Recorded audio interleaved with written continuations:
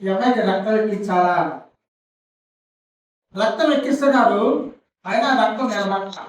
ఈ రోజు ఎక్కించేస్తే critical down అయిపోతుంది. ఆఖరి డాక్టర్ గారు ఏమన్నారంటే, ఈ అమ్మాయికి ఒక వింత వ్యాధి వచ్చింది. ఇదే వ్యాధి కలిగిన వాడు ఈ వ్యాధి నుండి బాగుపడాలి. ఇదే వ్యాధి వచ్చి ఈ వ్యాధి వలన బాగుపడ్డాడు కదా, బాగుపడి ఆరోగ్యవంతుడయ్యాడు. అతని రక్తం ఎక్కిస్తే ఏమిటి? వ్యాధి నిరోధక శక్తి పెరుగుతుంది, అప్పుడు ఈ రక్తం నిలబడుతుంది అన్నాడు. ఏమైందంటే వాళ్ళ తమ్ముడికి జాని అని వాళ్ళ తమ్ముడికి ఇంతకు ముందు ఇదే వ్యాధి వచ్చింది. వాడు చావు బతుకుల మీద ఆసుపత్రులకు వెళ్ళి ఎట్టబట్ట బ్రతికాడు, ఊపిరి పోసుకున్నాడు, బలం వచ్చింది, శక్తి వచ్చింది. అప్పుడు ఏమన్నారంటే, ఎవరైనా ఈ వ్యాధికి వచ్చిన వాళ్ళు కోలుకొని ఇప్పుడు బ్రతికుంటే వాళ్ళ రక్తం ఎక్కిస్తే ఈ అమ్మాయి బాగుపడింది అన్నారు. ఎవరినైనా ఎవరు ముందు రావడం, ఎవరు ముందు రావడం. ఇంట్లో తమ్ముడు ఉన్నాడు, వాడి వ్యాధి వచ్చింది, తగ్గింది. అబ్బాయి నీ రక్తం ఎక్కిస్తే మీ అక్క బతికింది, నువ్వు రక్తం ఇస్తావంటే వాడికి భయం వేసాడు. వాడినే చావు అంచులకు వెళ్ళి బతికొచ్చా, అలా ఇప్పుడు రక్తం ఎక్కిపోతే నా పరిస్థితి ఏంటని భయపడ్డాడు. పెదాలు గడగడ వణికిపోయాయి. ఏం చేయాలా? డాక్టర్ చెప్పాడు, నువ్వు ఆలోచన చేసుకో, ఈరోజే చెప్పద్దు, రేపు చెప్పు, నువ్వు ఆలోచన చేసుకో. నీ అక్క బ్రతకాలంటే నువ్వు రక్తం ఇవ్వాలా, నీ రక్తం ద్వారా బ్రతికిద్ది. వాడు డాక్టర్ అంతా ఆలోచన చేసి పొద్దునే డాక్టర్ చెప్పాడు, ఆ రక్తం నేను ఇస్తాను, మా అక్కని బ్రతికించడానికి నేను రక్తం ఇస్తానన్నాడు. ఈ పేషెంట్ని తమ్ముడు ఇక్కడ పడుకోబెట్టారు హాస్పిటల్లో, అక్కని ఇక్కడ పడుకోబెట్టారు హాస్పిటల్లో. ఈ ట్యూబ్లోంచి డైరెక్ట్ గా రక్తం వెళ్ళిపోతుంది. మొట్టమొదటి బాగానే మాట్లాడారు, తర్వాత మాట్లాడడానికి శక్తి దాటలేదు. పొలవలేదు, పెదాలు ఒరిగిపోతున్నాయి, నోటమటి సరిగా మాట్లాడలా, ఎక్కడో లోపల నుండి మాట్లాడినట్టుంది, నీరస పడిపోతున్నాడు. ఆఖరికి ఇంకా రక్తం చాలా ఎవరైనా తెలుసా, మా అక్క బ్రతికేంత వరకు నా రక్తం అంతా ఎక్కించాడు అన్నాడు. తన అక్కను బ్రతికించడానికి ఆయనలో ఉన్న ఆఖరి బొట్టు వరకు, ఆఖరి రక్త పొట్టు వరకు తనకి ఎక్కించాడు. ఇతను రామకోమన్ తన అక్కను బ్రతికించడానికి తన రక్తం అంతా ఇచ్చాడు. తన రక్తాన్ని అక్కను బ్రతికించుకోవడానికి తనకు ప్రాణమే పెట్టాడు. వాళ్ళ అక్కని బ్రతికించుకోవడానికి తన రక్తం అంతా ఇచ్చాడు, వాళ్ళ అక్కను బ్రతికించుకోవడానికి తన ప్రాణం అంతా ఇచ్చాడు. యేసుక్రీస్తు వారు నిన్ను నన్ను బ్రతికించుకోవడానికి ఆయన శిలువ మీద తన రక్తం అంతా ఆఖరి రక్త పొట్టు వరకు శిలువ మీద కార్చాడు. ఇక రోమా సైనికులు వచ్చి ఆయన పక్కలో బళ్ళెం కొడితే రక్తం రాలా, నీరులాగా పసిలాగా వచ్చింది. ఆఖరి రక్త పొట్టు వరకు నీ పాపముల కొరకు, నా పాపముల కొరకు కల్వరిగిరి మీద ఆయన రక్తం చెందించాడు. ఆ చెందించిన రక్తాన్ని బట్టి మనకు స్వస్థత కలుగుచున్నది. ఆయన పొందిన దెబ్బల చేత మనకు స్వస్థత పొందదు. చెందించిన రక్తాన్ని బట్టి మనం రక్షించబడుతున్నాం. నీ కొరకు, ఆయన కొరకు ఆయన తన ప్రాణమే పెట్టాడు. దేవుని ప్రాణాన్ని ఎవరు తీసేయలేడు. ఎవడేమన్నా తెలుసా, నా ప్రాణం ఎవరు తీయలేడు. నా అంతరికి నా ప్రాణం పెట్టుకుంటున్నాను, నా అంతరికి నేను తీసుకుంటాను. ప్రాణం పెట్టేవాడే దేవుడు, ప్రాణం మళ్ళా తిరిగి తీసుకునేవాడే దేవుడు. దేవుని యొక్క గుణలక్షణాలు ఏంటంటే తన ప్రాణం పెట్టగలడు, ప్రాణం తీసుకోగలడు. ఆయన జరణ మరణమైనటువంటి వాడు. మరణం ఆయన్ని బంధించలేదు, మరణం ఆయన్ని శాసించలేదు. మరణం యొక్క తాళం చెవులు ఆయన చేతిలో ఉన్నవి. ఆయన మా అందరి పాపముల నిమిత్తము కల్వరిగిరి మీద తన రక్తమంతా కాల్చి శిలువ మీద తన ప్రాణాన్ని పెట్టి నీకు నాకు రక్షణ ప్రసాదించాడు.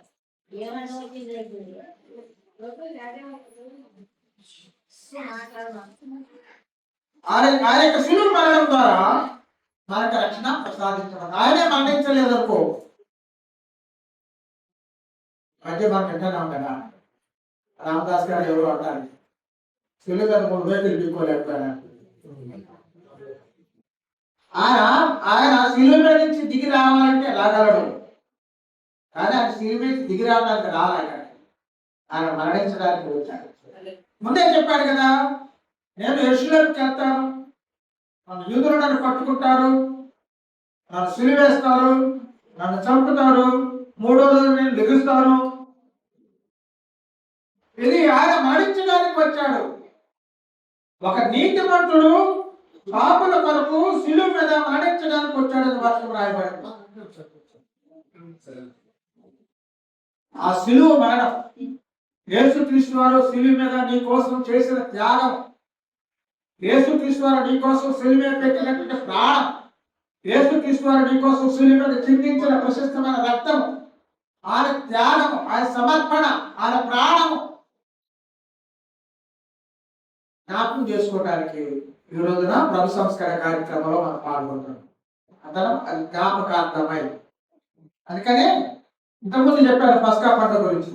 పస్కా పండుగ దేనికి జ్ఞాపకార్థంగా ఉంది? పస్కా పండుగ దేనికి జ్ఞాపకార్థంగా చేస్తున్నారు? దేవుడు ఇశ్రాయేలు ప్రజలను ఐగుప్తు బానిసత్వం నుంచి విడుదల ప్రసాదించడానికి గుర్తుగా, ఐగుప్తు బానిసత్వం నుంచి విడుదల ప్రసాదించడానికి గుర్తుగా పస్కా పండుగ చేశాడు. ఈనాడు ప్రభు సంస్కార కార్యక్రమాన్ని ఎందుకు చేస్తున్నాము? దేవుడు ఎందుకు చేయమని చెప్పాడు? యేసుక్రీస్తు వారు శిలువ కల్వరిగిరిలో నీ కొరకు తన ప్రాణం పెట్టి రక్తం చెల్లించి పాపము నుండి విడుదల ప్రసాదించాడు, పాపపు బానిసత్వం నుంచి విడుదల ప్రసాదించాడని ఆయన శిలువ మరణాన్ని జ్ఞాపకం చేసుకోవడానికి ప్రభు సంస్కరణ కార్యక్రమం చేయమన్నాడు. కానీ ఈస్టర్ పండుగ చేసుకున్నంత మాత్రాన ప్రభు సంస్కరణ యేసుక్రీస్తు వారు శిలువ మీద చేసిన త్యాగాన్ని గుర్తుపెట్టుకోవడం కాదు. ఎంత తరచుగా ఈస్టర్ పండుగ సంవత్సరానికి ఒకసారి చేస్తారు కదా, పుట్టినరోజు సంవత్సరానికి ఒకసారి చేస్తారు, మరణపు రోజు సంవత్సరానికి ఒక రోజు చేస్తారు. కానీ యేసుక్రీస్తు యొక్క శిలువ త్యాగాన్ని, శిలువ మరణాన్ని గుర్తు చేసుకోవడానికి సంవత్సరానికి ఒకసారి చేసుకోవడం మంచిది కాదు. ఎంత తరచుగా చేసుకుంటారు కదా. మనం ఇక్కడ 3 నెలలు చేస్తారు, 3 నెలలకు ఒకసారి, కొంతమంది నెలకు ఒకసారి చేసుకుంటారు, నెలకు ఒకసారి చేసుకోగలిగితే ఇంకా మంచిది. కొంతమంది వారం వారం చేస్తున్నారు, కానీ పవిత్రత తొట్టలేదు. వారం వారం చేసే వాళ్ళు అంత కాళ్ళు పాదాలు కట్టుకోలేకపోతున్నారు. ఎంత తరచుగా ఈ కార్యక్రమం చేసుకుంటే అంత తరచుగా నిన్ను నీవు పరిశీలన చేసుకుంటావు, కాబట్టి పస్కా పండుగ రోజున యేసుక్రీస్తు వారు మనకిచ్చినటువంటి ప్రశస్తమైన ఆచారం ఏంటంటే ప్రభు సంస్కరణ, ప్రభురాత్రి భోజనం. అంతకుముందే వారి పస్కా పండుగ యేసుక్రీస్తు వారు దాని యొక్క పేరు మార్చేశాడు, దాని అర్థం మారిపోయింది.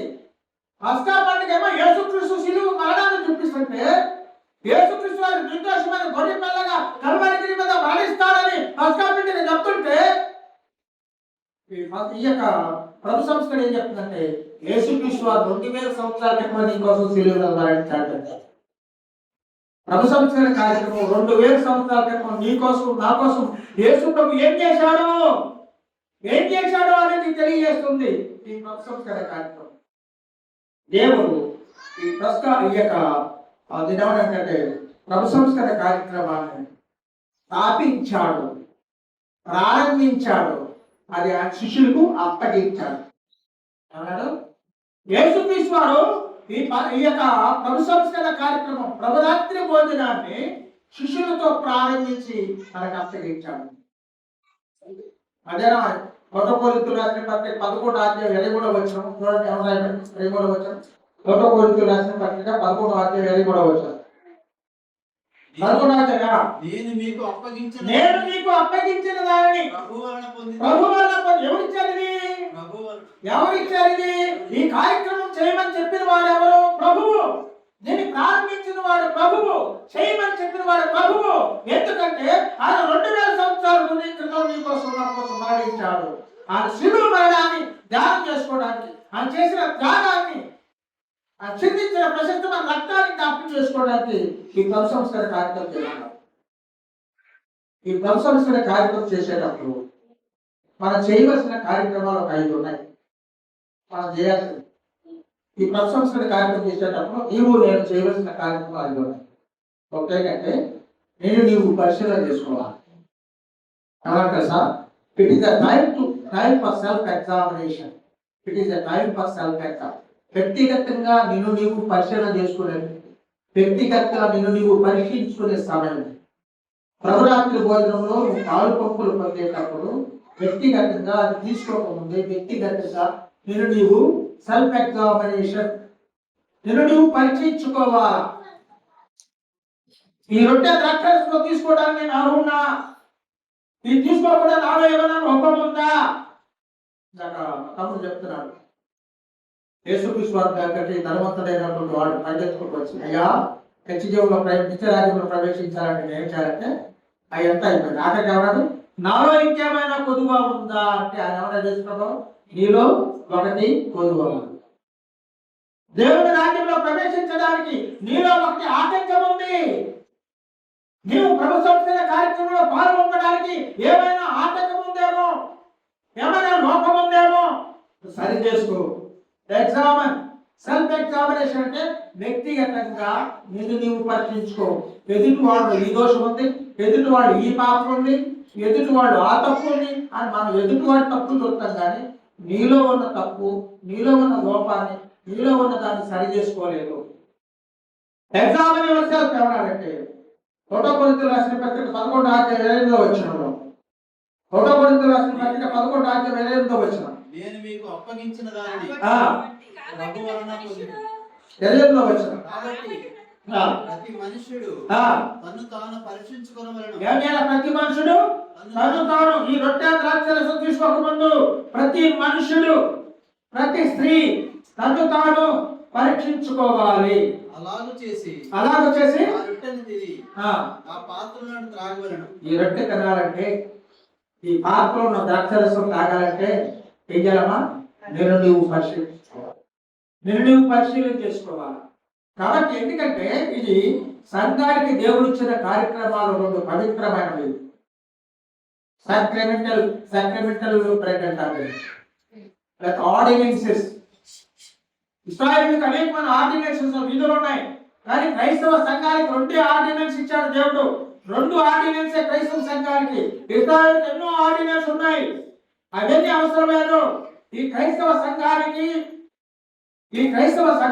యేసుక్రీస్తు వచ్చి వరకు చేయవలసిన కార్యక్రమాలు 2 ఉన్నాయి. ఒకటేమో బాప్తిస్మ కార్యక్రమం, రెండోదేమో రొట్టె సంస్కరణ కార్యక్రమం. ఈ 2 క్రైస్తవులు యేసుక్రీస్తు వచ్చి పర్యంత వరకు చేయాలి.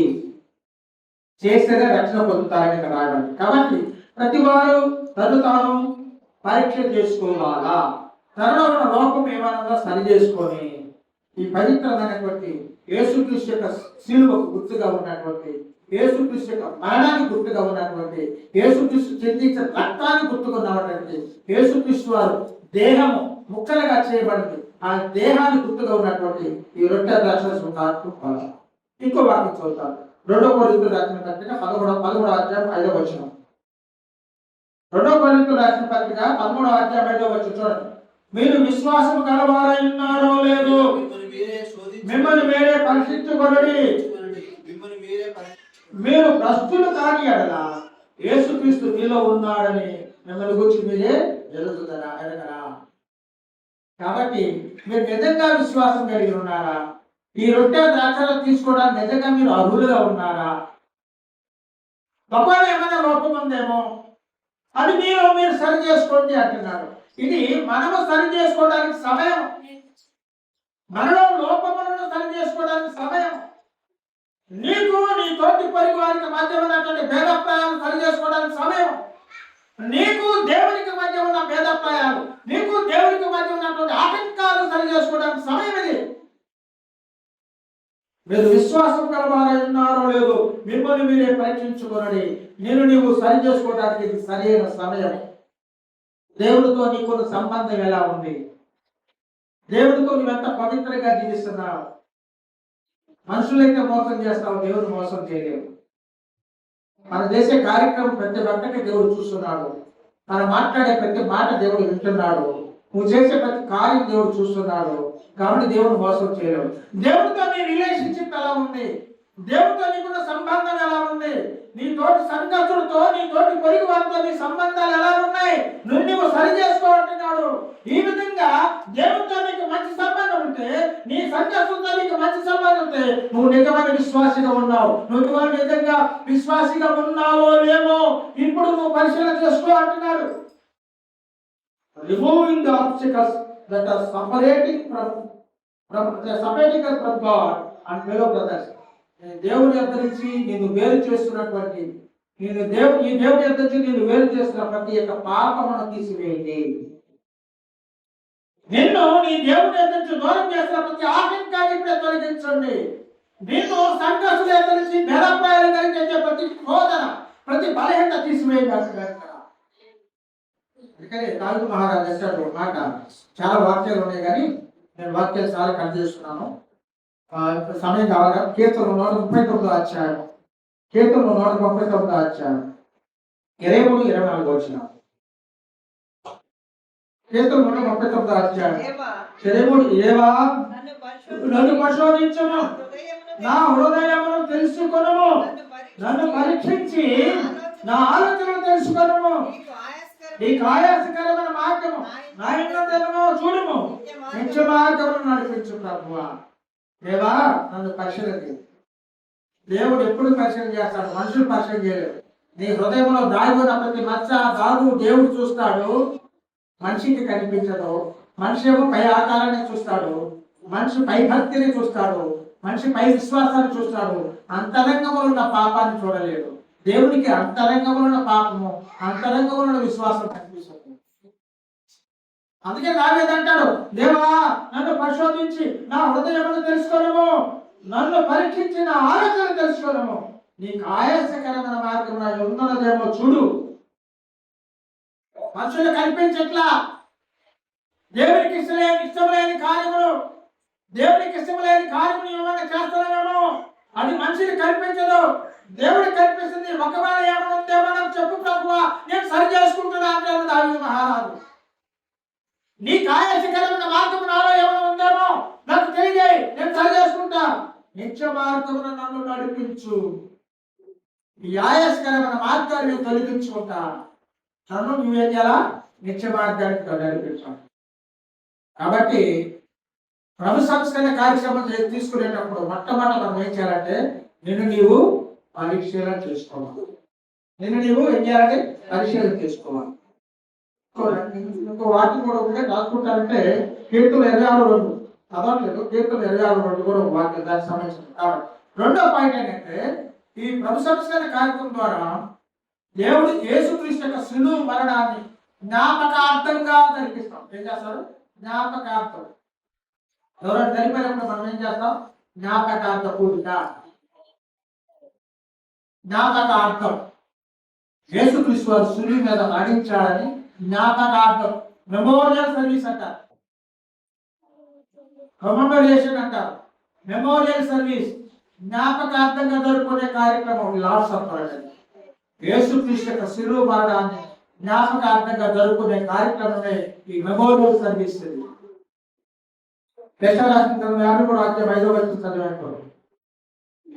యెషయా గ్రంథం 53:5 మనం చదివాను. ఎవరు రాయబడింది ఇక్కడ? మన అతిక్రమ క్రియలను బట్టి అతడు గాయపరచబడెను, మన దోషం బట్టి నలుగుబట్టబడెను, మన సమాధానమైన శిక్ష అతడి మీద పడెను, అతడు పొందిన దెబ్బల చేత మనకు స్వస్థత కలుగుతుంది. నీ కొరకు, నా కొరకు, నీ కొరకు, ఆయనకు, నా కొరకు ఆయన గాయపరచబడ్డాడు. కొరడా దెబ్బలు కొట్టేటప్పుడు ఆనాడు రోమి సైనికుల మధ్య ఉన్న కొరడాలు ఎలాంటి అంటే, ఈ లాస్ట్ లో కొక్కి ఉండేది, ఎనప కొక్కి. ఎనప కొక్కితో ఆ కొరడా దెబ్బ కొడితే శరీరం మీద పడినప్పుడు ఆ ఎనప కొక్కి శరీరంలో ఉన్న కండని చీల్చుకొని వచ్చేది. ఎన్ని దెబ్బలు కొట్టారమ్మా? ఎవరు చెప్తారు? 2 దెబ్బలు కొట్టారు. ఒకటి తక్కువ 45 దెబ్బలు వాడు. సారాడు 48 పలకడానికి ఒకటి తక్కువ 39 దెబ్బలు. 39 దెబ్బలు శరీరం మీద పడితే ఎంత కాలం ఉంటుందండి? రక్తం ఉంటుందా అతనికి? ఎంత రక్తం మిగిలిపోద్దండి. కాబట్టి ఈ నీ కొరకు ఆయన గాయపరచబడేను, నీ దోషములు బట్టి నలగొట్టబడేను, మన సమాధానమైన శిక్ష అతని మీద పడిను, అతను పొందిన దెబ్బల చేత మనకు స్వస్థత. ఇది యేసుక్రీస్తు వారు శిలువ మీద చేసిందని జ్ఞాపకం ఉంచుకోవటానికి ఈ యొక్క ప్రశంసన కార్యక్రమాన్ని, రొట్టె ద్రాక్షరస కార్యక్రమాన్ని చేస్తున్నాం. ఈ యొక్క పిల్లవాడు, జాని అనే పిల్లవాడు తన అక్కను బ్రతికించుకోవటానికి ఆఖరి రక్త పొట్టు వరకు తన అక్కకి ఏ విధంగా దానం చేశాడో, ఆఖరి రక్త పొట్టు ఇచ్చి తన అక్కడి ప్రాణాన్ని ఎలా నిలబెట్టాడో, తన ప్రాణము తన అక్క కొరకు బలియాగం చేశాడో, అదేవిధంగా యేసుక్రీస్తు వారు కూడా నీ కొరకు నా కొరకు ఆఖరి రక్త పొట్టు వరకు క్షమించి తన ప్రాణమే బలియాగం చేసి నీ కొరకు నా కొరకు విమోచన కలిగించాడు. ఆయన పొందిన దెబ్బల చేత మనకు స్వస్థత కలుగుతుంది. యెహోవా మనందరి దోషము అతని మీద మోపుతాడు. మనందరి దోషాలు ఆయన మీద మోపబడ్డాయి. ఈ విధంగా యేసుక్రీస్తు వారు నీ కోసం నా కోసం శిలువ మీద మరణించడం జరిగింది. ఎందుకంటే నువ్వు నేను చూసిన పాపమును బట్టి మన పాపము ఆయన మీద మోపబడినప్పుడు నీవు పొందవలసిన మరణాన్ని యేసుక్రీస్తు వారు పొందాడు. ఎందుకు నువ్వు పొందవలసిన మరణాన్ని యేసుక్రీస్తు వారు పొందాడు? నీ పాపములు యేసుక్రీస్తు వారి మీద మోపబడ్డాయి కాబట్టి. ఆయన ఏ పాపము చేయలేదు, కానీ పాపము చేయబడిన వాడిగా మనం ఎంచి తిని, ఎందుకు నీ దోషములు నా దోషములు యేసుక్రీస్తు వారి మీద మోపబడినప్పుడు నీ దోషాల కోసం నా దోషాల కోసం యేసుక్రీస్తు వారు ఒకేసారి బలియాగమయ్యాడు. కాబట్టి ఇక్కడ ఏమనంటే, నువ్వు ఈ రొట్టె తీసుకున్నప్పుడల్లా, ఈ ద్రాక్షారసం తీసుకున్నప్పుడల్లా, ఇది యేసుక్రీస్తు వారి దేహము నా కొరకు కల్వరిగిరి మీద నలగొట్టబడిన దేహం అని జ్ఞాపకం చేసుకోవాలా. నువ్వు ఈ ద్రాక్షారసం తాగినప్పుడు యేసుక్రీస్తు వారు నా కొరకు రక్తం చెల్లించారు, ఆఖరి బొట్టు వరకు రక్తం చెల్లించాడని జ్ఞాపకం చేసుకోవాలా. యేసు ప్రభు ఏమన్నా సార్ లోకసువార్త 22:19 వచనంలో, లోకసువార్త 22:19 వచనం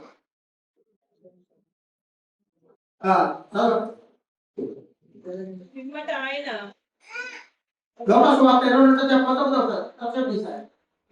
ఆయన రక్త పట్టుబడి కృతజ్ఞతాస్తుతులు చెల్లించి దాన్ని విరిచి వారికి ఇచ్చి, ఇది మీ కొరకు ఇవ్వబడుతున్నా నా శరీరం. ఎవరు?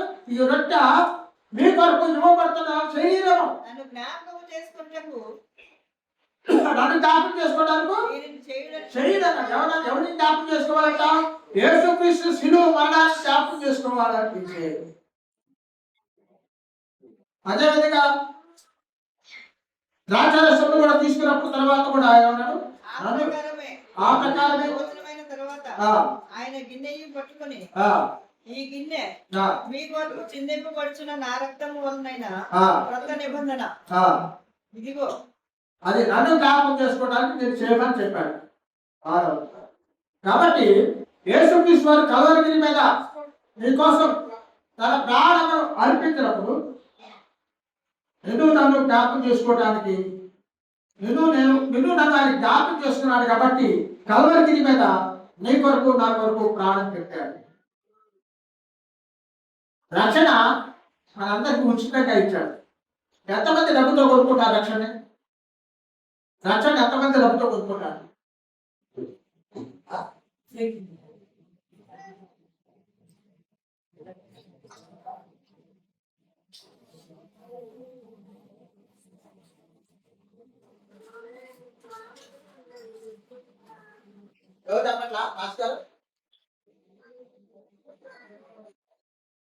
ఎంతమంది రక్షణ డబ్బులతో కొనుక్కున్నారు? బంగారంతో ఎంతమంది కొనుక్కున్నారు? అయ్యా బంగారంతో ఎంతమంది కొనుక్కున్నారు? డబ్బుతో ఎంతమంది కొనుక్కున్నారు? రక్షణ మనకి కానీ రక్షణ చాలా ఖరీదైంది. ఈ రక్షణ చాలా ఖరీదైంది. ఎంత ఖరీదో తెలుసా? కీర్తనలు 49:7-9 చదవండి. ఎవడును 49:7-9 ఎవడును ఏ విధము చేతనైనను ఆ తన సహోదరుని విమోచింపలేడు. ఆ వాడు కుళ్ళు చూడక 9వ వచనం చదవండి. వారి ప్రాణ విమోచన ధనము బహు గొప్పది. ఎవరు వారి ప్రాణ విమోచన క్రయధనము ఎంత గొప్పదంటే ఎంత గొప్పదన్నాడు. అది ఎన్నటికీ ఎన్నటికీ తీర్చబడదు. అట్లుండ ఒక మనిషి యొక్క ప్రాణ విమోచనము, ఒక మనిషిని విమోచించడం అనేది చాలా ఖరీదైనది. అది ఎన్నడూ ఎవరు చెల్లించలేదు. ఎంత గొప్పదయ్య అంటే దేవుడు నీకు ఇచ్చిన రక్షణ ఎంత గొప్పదంటే ప్రాణ విమోచన, ప్రాణాన్ని పెట్టే అంత గొప్పది. యేసుక్రీస్తు నీకు ఇచ్చిన రక్షణ ఎంత గొప్పదంటే తన ప్రాణాన్ని బలియాగం చేశాడు. యేసుక్రీస్తు ప్రాణాన్ని ఓడింది. పాప విమోచన రక్షణ ఎంత ఖరీదైందంటే దేవాది దేవుని యొక్క ప్రాణం తీసుకుంది. ప్రాణం విలువది ఉచితంగా ఇచ్చాడంటే ఆ ఉచితంగా ఈయనకి యేసుక్రీస్తు వారు తన ప్రాణాన్ని పెట్టాడు. ఎంత విలువ? బంగారం కంటే ఎక్కువ విలువ. ఎంత విలువ చెప్తున్నాడు చూడండి. ఇక్కడ 1 పేతురు 1:18 వచ్చి చూడండి. 1 పేతురు 1:18 వచ్చిన 18 పితృపారంపర్యమైన ఈ వ్యర్థ ప్రవర్తనను ఆ విడిచిపెట్టినట్లుగా ఆ వెండి బంగారముల వంటి క్షయ వస్తువుల చేత మీరు చూడండి. వెండి బంగారంతో మీరు విమోచించబడలేదు. కానీ వెండి బంగారాలతో విమోచించబడతారు. వెండి బంగారాలతో మీరు విమోచించబడలేదు. అమూల్యమైన రక్తము అనగా నిర్దోషమును ఆ నిష్కళంకమును నిష్కలంకము గొర్రెపిల్ల వంటి యేసుక్రీస్తు రక్తముతో మీరు విమోచించబడ్డారు. నీకు రక్షణ ఉచితంగా ఇవ్వటానికి యేసుక్రీస్తు తన సొంత ప్రాణాన్ని త్యాగం చేశాడు. రక్షణ ఎంత విలువైందంటే దేవాది దేవుని యొక్క ప్రాణాన్ని కోరింది. దేవాది దేవుని యొక్క ప్రాణాన్ని బలిగొన్నది. గొర్రెపిల్ల రక్తం కాదు, వెండి బంగారం కాదు, మనుషుల రక్తం కాదు, దేవుని యొక్క ప్రాణాన్ని కోరింది. నీకు ఇచ్చిన ఉచితమైన రక్షణ చాలా విలువైనది. అందుకే ఆయన జ్ఞాపకార్థంగా ఆయన నీ కొరకు నలగొట్టబడినాడు. ఆయన నీ కొరకు రక్తం చిందించాడని, నీకోసం అవమానం పొందాడని, నీకోసం సిలువ మీద భారం భరించాడని జ్ఞాపకార్థంగా ఇది చేయను. ఈ రొట్టె, ఈ ద్రాక్షరసము తీసుకునేటప్పుడు ఈ రొట్టె ఆయన దేహం కాదు, ఆయన దేహానికి గుర్తు. ఈ ద్రాక్షరసం ఆయన రక్తం కాదు, ఆయన రక్తానికి గుర్తు. సింబాలిక్ అన్నాడు, గుర్తు. బైబిల్ అంతా గుర్తుగా ఉంటది. చాలా మంది అంటారు ఇదే రక్తం అంటారు, ఇదే యేసు ప్రభు దేహం అంటారు. కానీ దేవుని యొక్క దేహానికి గుర్తుగా ఉన్నదాన్ని ప్రభువా మనకి ఏదైనా గుర్తుంటేనే కదా మనకు కనబడేది. ఏ గుర్తు లేకపోతే నీకు నాకు అర్థం కాదు. అందుకని దేవుడు గుర్తుండేటానికి చేశాడు. ఇది నా దేహము. ఈ రొట్టె విడిచి ఏమన్నా తెలుసా, ఇది నా శరీరము, నన్ను జ్ఞాపకం చేసుకోవడానికి చేయండి అన్నాడు. ఈ రొట్టె ఆ శరీరానికి జ్ఞాపకంగా ఉంది, నన్ను జ్ఞాపకం చేసుకోవడానికి చేయండి. ఈ గిన్నెలో ఉన్న ద్రాక్షరసము నా రక్తము, నన్ను జ్ఞాపకం చేసుకోవడానికి చేయండి అన్నాడు. జ్ఞాపకార్థం అంటే సింబాలిక్. కాబట్టి దేవుని యొక్క బిడ్డలందరూ కూడా జ్ఞాపకార్థంగా దీన్ని చేయాలి. మొట్టమొదటి ఏం చెప్పన్నాడు? మొట్టమొదటి ఈ రొట్టె ద్రాక్షరసం తీసుకునే మొట్టమొదటి మనం ఏం చేయాలా? ప్రతి ఒక్కరూ తాను పరిశీలన చేసుకోవాలి. రెండోది ఈ రొట్టె ద్రాక్షరసము యేసుక్రీస్తు సిలువ మరణానికి జ్ఞాపకార్థం. తర్వాత కూడా ఏంటంటే తెలుసా, ఈ రొట్టె ద్రాక్షరసము దీని గురించి మనం ప్రచురణ చేయాలి. ఏమైనా బొక్కల వేషం 1 కొరింథీ 11:26 వచ్చాను. 1 కొరింథీ 11:26 మీరు ఈ రొట్టెను తిని ఈ పాత్రలో తాగునప్పుడల్లా ప్రభు వచ్చు వరకు ఆయన మరణమును ఏం చేయాలంట? యేసుక్రీస్తు శిలువ మరణాన్ని నువ్వు తెలియజేస్తున్నావు. అమ్మా మీరందరూ ప్రసంగం చేయలేరు, మీరందరూ ప్రసంగం చేయట్లా. ఇంటికి వెళ్ళేవారు వాక్యం చెప్తున్నాను అక్కడ చేయట్లా. కానీ రొట్టె ద్రాక్షరసంలో పాల్గొంటే యేసుక్రీస్తు వారు నా కోసం శిలువ మీద మరణించాడు, ఆ రక్తం చెందించాడని దీని ద్వారా బహిరంగంగా నువ్వు సాక్ష్యం చెప్తున్నావు. Proclaiming the gospel. యేసుక్రీస్తు శిలువ మరణాన్ని నువ్వు ఈ రొట్టె ద్రాక్షరసం తీసుకోవడం వల్ల నువ్వు ఇతరులకు తెలియజేస్తున్నావు. ఇదేంటమ్మా? తెలియని వాళ్ళు కూర్చొని ఇదేంటి రొట్టె, ఈ ద్రాక్షరసం ఏంటి, మాకెందుకు ఇట్లేదు అని అడిగేటప్పుడు ఏం చెప్తారు? ఇది యేసుక్రీస్తు వారు నీ కోసం నా కోసం కల్వరికి నిబంధన తన ప్రాణం పెట్టాడు, తన దేహాన్ని బలిగా ఇచ్చాడు, దాని జ్ఞాపకార్థంగా చేస్తున్నామని వాళ్ళు చెప్పినప్పుడు ఈ యేసుక్రీస్తు యొక్క శిలువ మరణాన్ని గురించి ప్రొక్లమేషన్ బోధిస్తున్నావు, ఆ వాక్యం చెప్తారు, సాక్ష్యం చెప్తారు.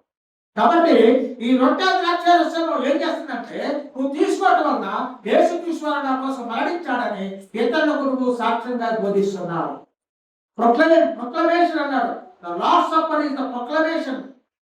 ఇతరులకు ప్రకటించడం, ఇతరులకు తెలియజేయటం. ఎలాగంటే ఈ రొట్టె తీసుకోవటం వల్ల, ఎలాగంటే బై యాక్టింగ్, అది తీసుకోవటం వల్ల, బై ప్రాక్టికల్ డూయింగ్, అంటే నువ్వు వ్యక్తిగతంగా దానిలో పాల్గొని తినటం వలన, త్రాగటం వలన యేసుక్రీస్తు వారి యొక్క దేహమని, ఆ దేహాన్ని గుర్తుకున్న రొట్టెలు తీసుకుంటూ ఆయన రక్తాన్ని గుర్తుకున్నట్టు రక్తాన్ని తాగుతూ ఇది నా కోసం ఆయన మరణించాడని నువ్వు బహిరంగంగా ప్రొక్లమేషన్ చెప్తున్నావని ఇక్కడ వాక్యం చెప్పడం ద్వారా కాదు, కానీ చేయటం ద్వారా దేవుని యొక్క వాక్యాన్ని ప్రకటిస్తాం. చెప్పడం ద్వారా కాదు, చేయటం వలన. ఇది ప్రాక్టికల్ గా. అంటే క్రైస్తవ సంఘంలో 2 ప్రాముఖ్యమైనటువంటి పరిశుద్ధమైన కార్యక్రమాలు ఉన్నాయి. చాలా పరిశుద్ధమైన ఏంటంటే ఒకటి బాప్తిస్మం, రెండోది ప్రభు సంస్కార కార్యక్రమం. కాబట్టి ఈ ప్రభు సంస్కార కార్యక్రమంలో పాల్గొనవాలంటే we declare our faith and trust in God among the congregation. అంటే ఈ రొట్టె ద్రాక్షారసం కార్యక్రమం పాల్గొనడం వల్ల నీ విశ్వాసాన్ని, నీ నమ్మకాన్ని, దేవుని మీద నీకున్న విశ్వాసాన్ని, నమ్మకాన్ని ఏం చేస్తారు తెలుసా? బహిరంగంగా తెలియజేస్తారు. అంటే యేసుక్రీస్తు వారు నా కోసమే మరణించాడు, నా కోసమే రక్తం కాచాడు, నా కోసమే నలగొట్టబడ్డాడు, ఆయన శిలువ మరణాన్ని నేను అంగీకరిస్తున్నాను, ఆయన నా కోసం చనిపోయాడని నేను నమ్ముతున్నాను అని చెప్పి రొట్టె ద్రాక్షారసంలో కార్యక్రమం పాల్గొంటున్నాను. Declaring yourself by faith and trust. నమ్మకం ద్వారా, విశ్వాసం ద్వారా ఈ కార్యక్రమంలో పాల్గొని ప్రభు నా కొరకు మరణించాడని నీ విశ్వాసాన్ని బహిరంగంగా ప్రకటిస్తున్నావు. డిక్లేరింగ్ యువర్ ఫెయిత్, నీ విశ్వాసాన్ని నమ్మకంగా బహిరంగంగా చెప్తున్నావు. నీ ట్రస్ట్, నీ విశ్వాసం, నీ నమ్మకాన్ని చెప్తున్నావు. Declaring your faith and trust with God among the country. ఈ సంఘ సభ్యుల మధ్య సాగర్ ఒక పాయింట్ చెప్తాను, అయిపోతుంది. ఓకే, ముగిస్తాను. 1 కొరింథీ 11 అధ్యాయం 26 వచనం. 1 కొరింథీ 11 అధ్యాయం 26 వచనం. మీరు ఈ రొట్టెను తిని ఈ పాత్రలో తాగినప్పుడల్లా ప్రభు వచ్చు వరకు ఆయన మరణమును. ఇప్పుడు పాయింట్ చెప్పారు. ఒక పాయింట్ ఏంటంటే ఈ రొట్టె ద్రాక్షారసం తీసుకునేటప్పుడు నువ్వు పరిశీలన చేసుకోవాలా? ఈ రొట్టె ద్రాక్షారసం తీసుకోవడం వల్ల దేవుని యొక్క శిలువ మరణాన్ని జ్ఞాపకం ఉంచుకుంటున్నాం. 3వ పాయింట్ ఏం చెప్పారు? ఈ రొట్టె ద్రాక్షారసం తీసుకోవడం వల్ల, పాల్గొనడం వల్ల యేసుక్రీస్తు శిలువ మరణాన్ని ప్రకటిస్తున్నాం. 4వ పాయింట్ ఏం తెలుసా? దేవుని యొక్క రాకడ కొరకు నిరీక్షిస్తాం. ఏమన్నా ప్రభు వచ్చు వరకు, ఏమన్నాడు ఇక్కడ? ఏమన్నా ప్రభు వచ్చు వరకు చేస్తాం. అంటే యేసుక్రీస్తు వారు వస్తున్నాడు అబ్బాయి, ఆయన వచ్చే వరకు నువ్వు చేయు చెప్తాడు. ఈ రొట్టె ద్రాక్షారసం ఎప్పుడు వరకు చేయాలా? యేసుక్రీస్తు వారు 2వసారి వచ్చే వరకు చేయాలా? అంటే ఈ యొక్క రొట్టె ద్రాక్షారసం కార్యక్రమం యేసుక్రీస్తు వారు శిలువ మీద చేసే కార్యక్రమానికి ఆయన రాబోతున్న 2వ రాకడికి రెండింటి మధ్యలో ఉంది. ఇదొక చెయ్యి, ఇదొక చెయ్యి. ఒక చెయ్యేమో ఆయన శిలువ మరణాన్ని చూపిస్తుంది, ఒక చెయ్యేమో ఆయన రాకడని చూపిస్తుంది. ఈ రొట్టె ద్రాక్షారసం కార్యక్రమం చేసినప్పుడు ఆ శిలువ మరణాన్ని ప్రకటన చేయడం కాకుండా ఆయన త్వరలో రాబోతున్నాడని అనుకుంటున్నాడు. నేను వచ్చు పర్యాంత వరకు ఇది చేయండి. ఇంకో చోట ఏమన్నాడంటే మత్తయి సువార్త 20వ అధ్యాయం 29వ వచనం. మత్తయి సువార్త 20వ అధ్యాయం 29వ వచనం.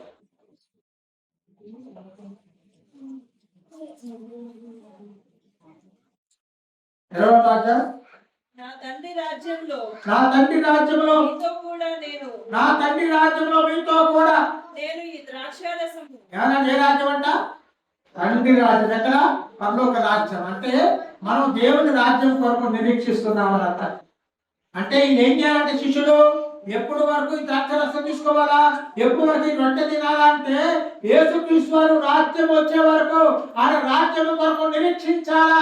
ఆయన రాజ్యంలో యేసుక్రీస్తు వారితో కలిసి ఈ రొట్టె ద్రాక్షారసం కార్యక్రమంలో పాల్గొనాలని నువ్వు నిరీక్షించాలా. అంటే ఇక్కడ ఏమైందంటే యేసుక్రీస్తు శిలువ మరణాన్ని ప్రకటించడే కానీ ఆయన రాకడ కొరకు నువ్వు నిరీక్షిస్తున్నావని ఈ రొట్టె ద్రాక్షారసం బహిరంగంగా తెలియజేస్తుంది. ప్రెసిడెంట్ అయ్యారు, మాజీ ప్రెసిడెంట్ అయ్యారు వచ్చాడు. వ్యక్తి ఎవరొచ్చులా ఉన్నారు. అయ్యగారు మీకు లోపలికి వచ్చి బొమ్మలు కొట్టి లెసన్ చేయండి. ఇక్కడ ఏమని రాయబడిందంటే ఇక్కడ 4 పాయింట్లు చెప్పాను. ఈ పాయింట్ ఎక్కువ చెప్తాను, ఒక పాయింట్ బొమ్మతో తెలుసుకున్నాను. ఒక పాయింట్ ఈ రొట్టె దాంట్లో తీసుకునేటప్పుడు 2 పరిశీలన చేసుకో. రెండో పాయింట్ ఈ రొట్టె ద్రాక్షారసం దేనికోసం అంటే జ్ఞాపకార్థంగా యేసుక్రీస్తు శిలువ. మూడో పాయింట్ ఈ రొట్టె ద్రాక్షారసం తీసుకోవడం ద్వారా యేసుక్రీస్తు శిలువ అని ప్రకటిస్తున్నాం. 4వ పాయింట్ ఈ రొట్టె ద్రాక్షారసం తీసుకోవడం వల్ల ఈ రొట్టె ద్రాక్షారసం ఒక చెయ్యి యేసుక్రీస్తు శిలువ చూపిస్తుంది, రెండో చెయ్యి ఆయన రాకడ చూపిస్తాం. అంటే యేసుక్రీస్తు రాజ్యం నమ్ముతున్నాం, ఆయన రాజ్యం వస్తుందని నమ్ముతున్నాం. తండ్రి ఏమన్నా తెలిసేనా? ఒక దొంగ ఎవరో తెలుసా? సిలువ మీద ఉన్న దొంగ ఒకటి కోరికాడు. సిలువ మీద దొంగ ఒకటి కోరికాడు. దొంగ ఏం కోరాడు తెలుసా? అయ్యా నా ప్రాణాలను రక్షించట్లేదు. దొంగ ఒకటే కోరాడు.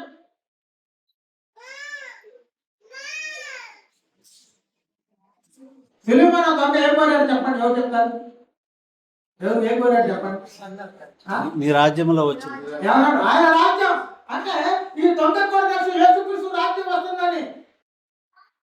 యేసుక్రీస్తు ఇక్కడ ఉన్నాడు, నా రాజ్యం నా తండ్రి రాజ్యము అంటాడు. రాజ్యం అంటే Kingdom of haven, Kingdom of God. దేవుని రాజ్యం వచ్చే వరకు మీరు కనిపెట్టుకొని ఉండండి.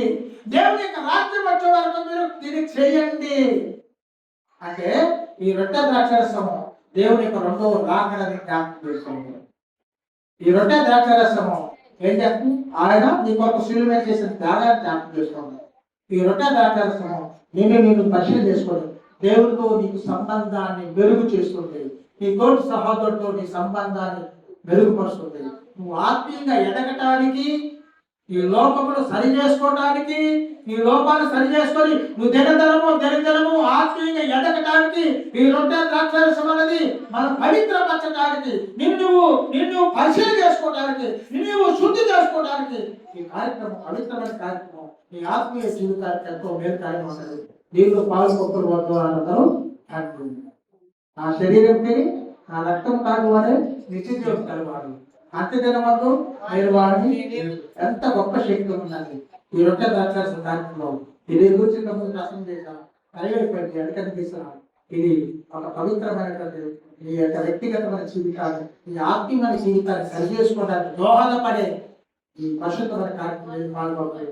దేవుడితో సంబంధాన్ని, ఆత్మీయమైన బంధాన్ని, మీ తోటి సంతోషంతో మంచి సంబంధాన్ని మెరుగుపరుచుకుంటూ దేవుడు దాని కొరకు కనిపెట్టుకుంటారని ప్రభావం కొట్టి